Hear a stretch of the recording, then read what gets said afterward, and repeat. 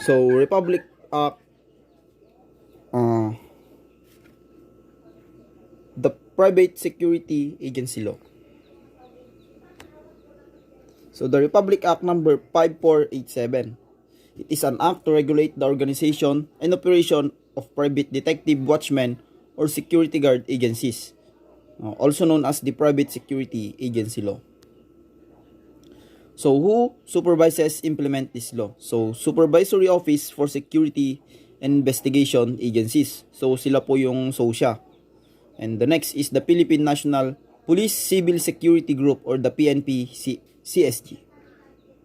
So, sila po yung nag-supervise sa implementation ng law. Ang SOSIA and the PNP CSG. So, rule number 1, Declaration of Policy. So, under the section 1, scope, the organization, operation, business and activities of private watchman or security or detective agency, security and training personnel shall be governed by this rule and regulation implementing Republic Act 5487 as amended. Section 2, the license and necessary. So, under Section 2A, no person shall engage in the business of or act as a private detective agency or engage in the occupation, calling, or employment of private security personnel or in the business of private security or training agency without first having obtained the permit form of the Chief of the Philippine National Police, which permit as proved as prerequisite in obtaining a license certification. So, sabi dito sa Section A, wala daw sino man ang mai-engage sa business kapag walang permit na na-approve ng Chief of the PNP. So next is the B. B under the Section 2. License is likewise necessary for any person operating, managing, directing, or conducting a licensed private security or detective or training agency. Any person having any participation in the management or operation thereof, except those employed solely for clerical or manual work, shall also secure a license. So, hindi lang, sabi dito, any person having any participation in the management or operation thereof except those employed. So, except daw dito yung mga solely for clerical or manual work shall also secure a license.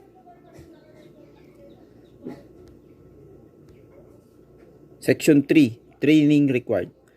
All applicants for license certificate shall have received the appropriate training from any public or private training institution. So, lahat daw ng aplikante ay kailangang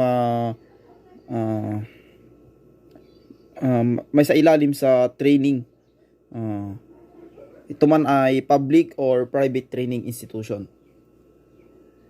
System duty recognized by the government to conduct private security or police training. Section 4, prohibition.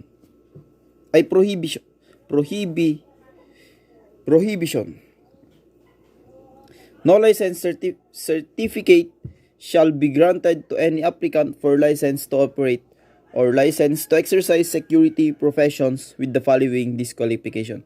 So, ito po yung mga disqualification under the Section 4. First is the having previous record of any conviction of any crime. So, hindi daw pwede dito yung mga na-convict na sa anumang klase ng krimen. Having previous record of any conviction of any offense involving moral turpitude. Third, having been dishonorably discharged or separated from employment or service. And D, being a mental incompetent. E, being user or addicted to the use of prohibited drugs or narcotics.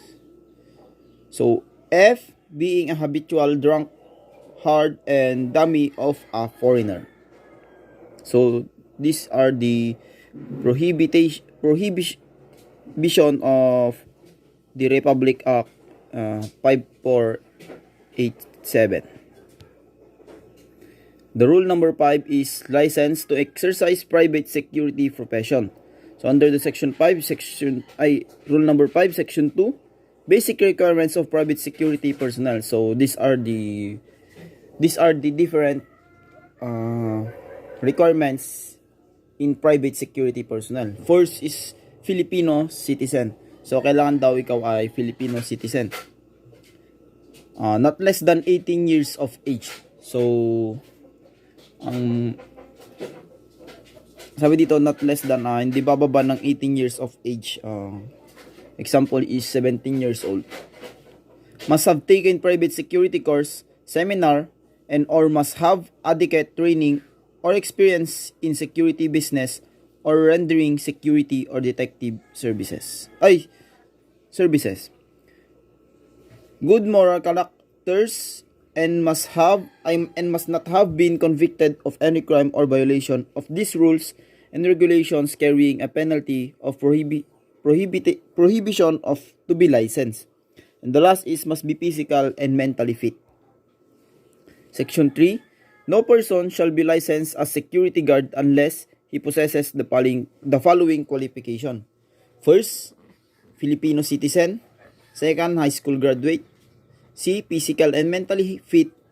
D, not less than 18 years of age nor more than 50 years of age for new applicants and SGs in non-supervisory position.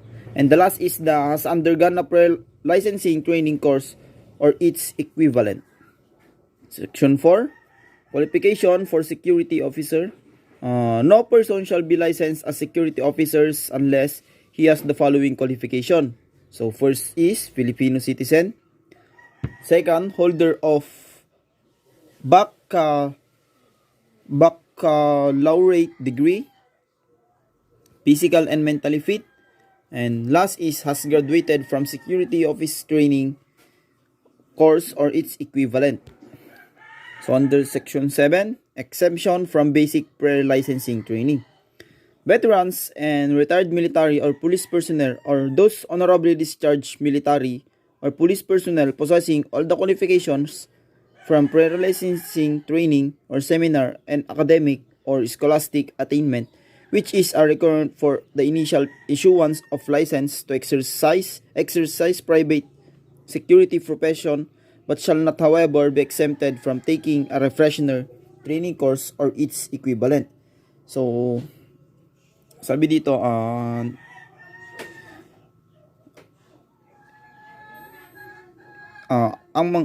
veterans and retired military police personnel or those honorably discharged military police personnel is not exempted in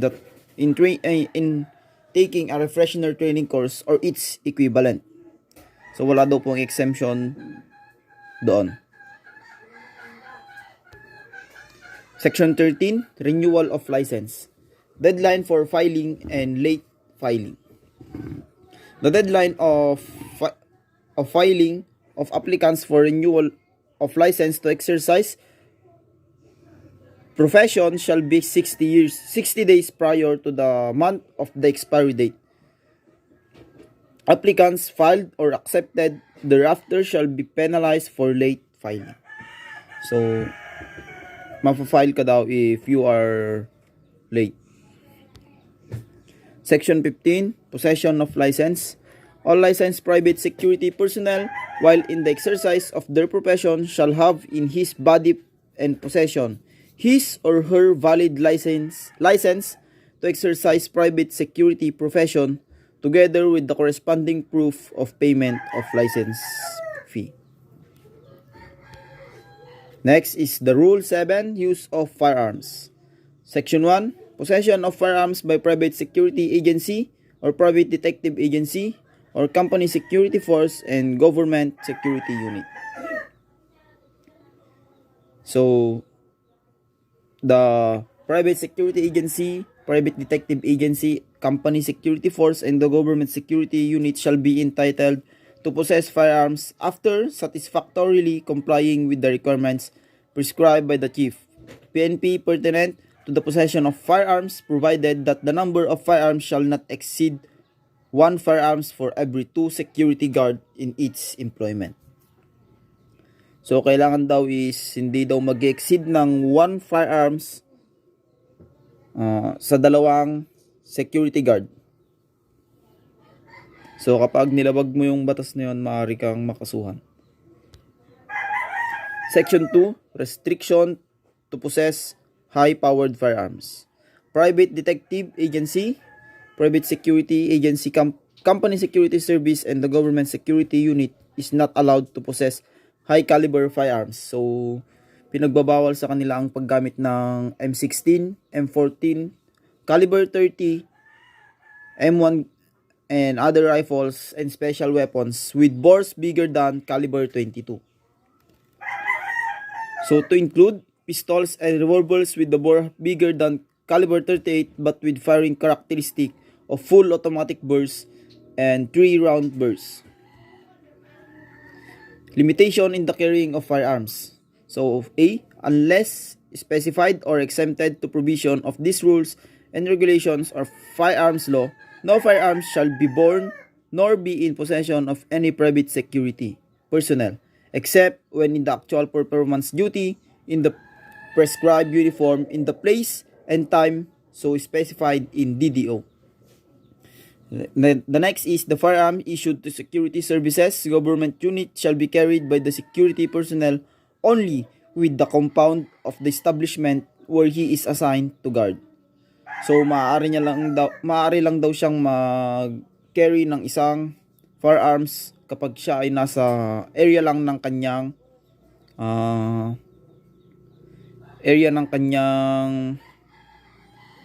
kung saan siya na-employ.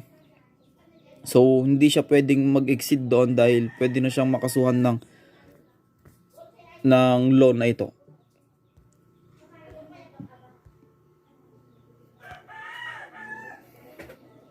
The next one is the Section 9, Illegal Possession of Firearms. No person employed as security guard or private detective shall use unlicensed firearms. So, ang mga CQ ay hindi pwedeng gumamit ng unlicensed na firearms. Because in the performance of his duty, nor be allowed to use firearms with duplicated serial number. Next is rule number 11. Private security training. Section 5. Categories of private security training. The following are the general categories of private security training. First one is the pre-licensing training programs. As a matter of licensing prerequisite, pre-licensing training programs include all training and or academic programs or courses whose objective is to indoctrinate the individual with the basic skills and educational backgrounds necessary in the effective exercise and performance of his or her elected or would-be security detective, security officer training course, private security agency operators training or seminars, private security training or trainers courses. So, ito po yung first na private security training. Next one is refresher training program. This shall refer to periodic and non-periodic training program and courses designed with the objective of reinvigorating and or developing basic skills and knowledge gained previously or gained in the exercise of his or her profession as a matter of experience to enhance current in service and future individual or collective exercise of profession. The third one is the special training program. This shall refer to training programs and courses other than those described in the preceding categories, designed at developing previously gained skills and knowledge, designed on augmented or expanding current skills and knowledge to suit identified future applications. So, rule number 13, power and duties. Territorial power. A security guard shall watch and secure the property of the person, firm, or establishment with who he or his agency has a contact for security services. Under the section 2, arrested by the security guard. So a security guard or private detective is not a police and is not therefore clothed with police authority. However, he may effect arrest under any of the following circumstances. So the first is when in his presence the person to be arrested has committed, is actually committing, or is attempting to commit it. The next one is when offense has just been committed and has probable cause to believe based on the personal knowledge of facts and circumstances that the person to be arrested has committed it. And the third, when the person to be arrested is a prisoner who has escaped from the penal establishment or place where he is serving final judgment or temporarily confined to another.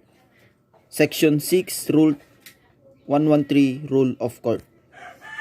Section 3, Method of Arrest. So under the Section 3, when making an arrest, the watchman, security guard, or private detective shall inform the person to be arrested of the intention to arrest him and cause of the arrest unless the person to be arrested is engaged in the commission of an offense or after escape or flees. So Section 4, duty of security guard making arrest. So under the Section 4, any security guard making arrest shall immediately turn over the person arrested to the nearest peace officer, police outpost, or headquarters for custody and appropriate action, or he may without necessary delay and within the time prescribed in the Article 125 of the Revised Penal Code as amended, take the person arrested to proper court of law or judge for such action as they may deem proper to take. So Section 5, search without warrant. So under the Section 5, any security guard may incident to the arrest search the person to arrested in the presence of at least 2 witnesses. So he may also search employees of the person, firm, or establishment with which he is or his agency has a contact of private detective, watchman, or security services when such search is required by the very nature of the business of the person, firm, or establishment. That's all. Thank you.